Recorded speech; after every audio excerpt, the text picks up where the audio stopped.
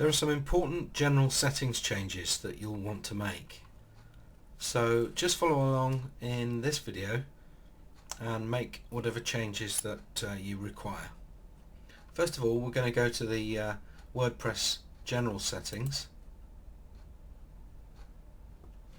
and here we can change the site title and the tagline, and these are what you'll see if you don't use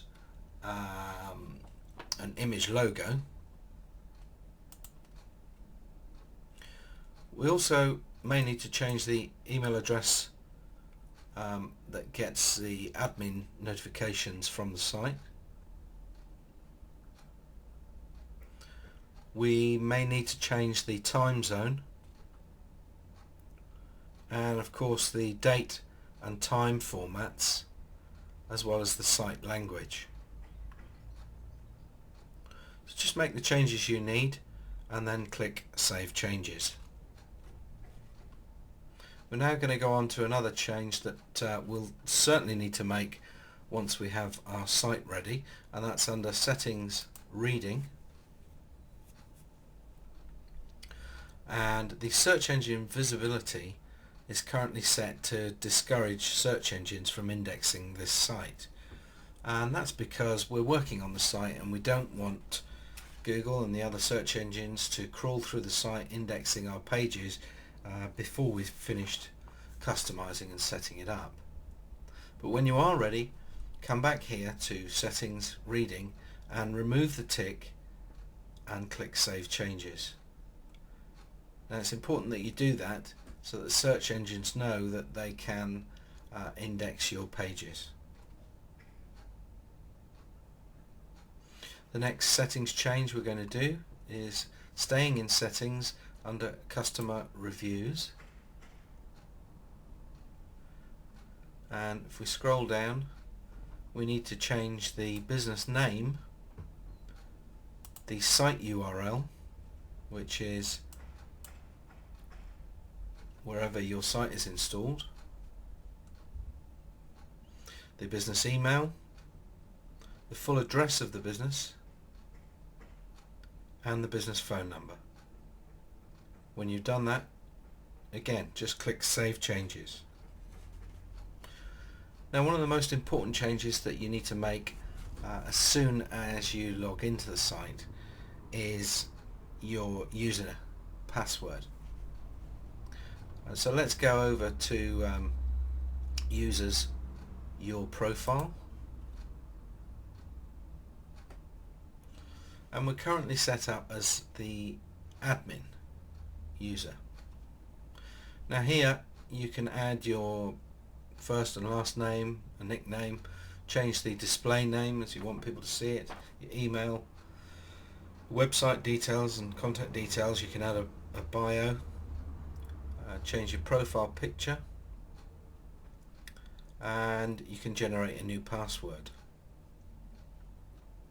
But what I actually recommend you do is to create a completely new user, and you can do that just by going to Add New,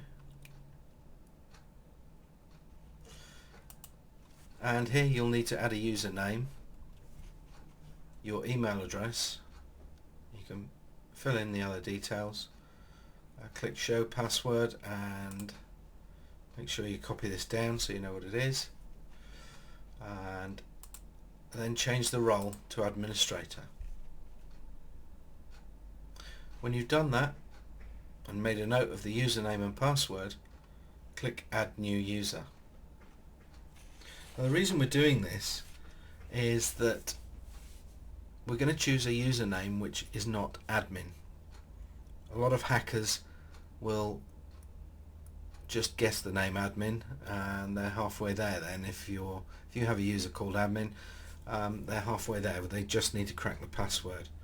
So rather than be unsecure like that, if you choose a username which is not admin, you're going to make it more difficult for them to try and crack.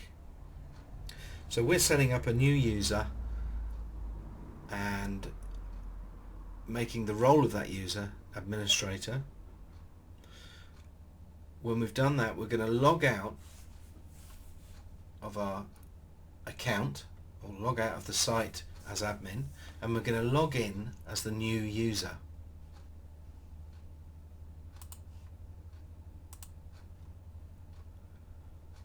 So you're logging in with those new user details you've just created. What you're going to do then is you're going to delete the admin account.